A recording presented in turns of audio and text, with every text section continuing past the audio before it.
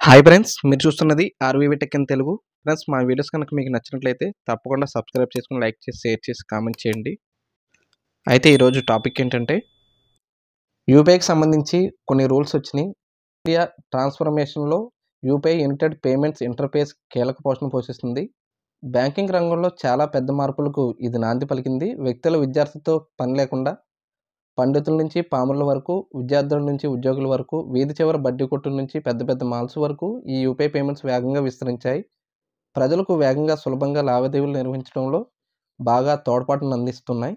ఈ క్రమంలో వీటి వినియోగం అంతకంతకు పెరుగుతూనే ఉంది. అదే సమయంలో మోసాలు కూడా సులువుగా జరుగుతున్నాయి. కేవలం క్యూఆర్ కోడ్ ఉంటే చాలు లావాదేవీలు జరిగిపోతుండటంతో నేరగాళ్లు యూపీఐల ద్వారా మోసాలకు పాల్పడుతున్నారు. పరిహరించడంతో పాటు మరిన్ని మెరుగైన సేవలను వినియోగదారులకు అందించేందుకు యూపీఐలో కొన్ని కీలక మార్పులు చేస్తున్నట్లు ప్రకటించింది రిజర్వ్ బ్యాంక్ ఆఫ్ ఇండియా. ఇందులో ప్రధానమైనది మొదటిసారి పేమెంట్ చేసి వ్యక్తికి 2,000 మించి పంపాలనుకుంటే వెంటనే కాకుండా 4 గంటల సమయం పట్టే విధంగా కొత్త నిబంధనలు చేసింది. అంతేకాకుండా ఏటీఎంల విషయంలో కూడా మరిన్ని కీలకమైన అడుగులు ఆర్బీఐ వేసింది. ఇకపై యూపీఐ ఆధారిత ఏటీఎంలు కూడా కొలువుదీరనున్నాయి.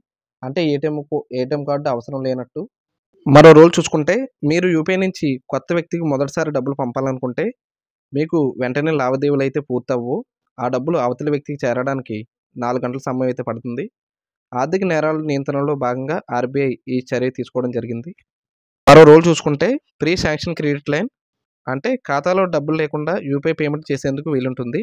అందుకు బ్యాంకుల నుంచి ముందస్తుగా క్రెడిట్ లైన్ తీసుకోవాలి. దానినే ప్రీ శాంక్షన్ క్రెడిట్ లైన్ అంటారు. యూపీఐ యాప్స్ వాడేవారు బ్యాంకుల నుంచి ముందస్తుగా అనుమతి తీసుకుంటే అకౌంట్లో డబ్బులు లేని సమయంలో పేమెంట్ చేసేందుకు వీలుంటుంది. అయితే తిరిగి సమయంలో చెల్లించకపోతే ఛార్జీలు పడతాయని గుర్తుంచుకోవాలి. మరో రూల్ చూసుకుంటే, సెకండరీ మార్కెట్ యూపీఐ రూల్స్ అంటే ఈ కొత్త ఏడాదిలో మరో కొత్త సౌకర్యాన్ని అందుబాటులోకి తీసుకొచ్చింది national payments corporation of India. Secondary మార్కెట్లో కూడా యూపీఐ పేమెంట్ చేసేందుకు అవకాశం కల్పిస్తున్నట్లు తెలిపింది. ప్రస్తుతం ఇది బీటా దశలో ఉంది. అందుబాటులోకి వస్తే స్టాక్ మార్కెట్ ఈక్విటీ పెట్టుబడులకు కూడా సైతం యూపీఐ పేమెంట్ చేసుకోవచ్చు. స్టాక్ మార్కెట్లు ఈక్విటీ పెట్టుబడులు పెట్టేవారు చూసుకోండి. గూగుల్ పే, ఫోన్పే వంటి ప్లాట్ఫారాల వినియోగదారులను తమ ఖాతాలను వెరిఫై చేసుకోవాలి. వారి యూపీఐ ఐడీలు యాక్టివేట్లో ఉన్నాయో లేదో చూసుకోవాలి. ఏడాది కంటే ఎక్కువ కాలం యాక్టివ్గా లేకపోతే ఆ యూపీఐ ఐడీలను డీయాక్టివేట్ చేయాలని national payments corporation of India బ్యాంకులను కోరింది. మరో రూల్ చూసుకుంటే, national payments corporation of India మరో కొత్త ప్లాట్ఫామ్ను తీసుకొస్తుంది. యూపీఐ ఫర్ సెకండరీ మార్కెట్ పేరిట దీన్ని లాంచ్ చేసేందుకు ప్రయత్నిస్తుంది. ప్రస్తుతం దీన్ని బేటా వెర్షన్లో పరీక్షిస్తుంది.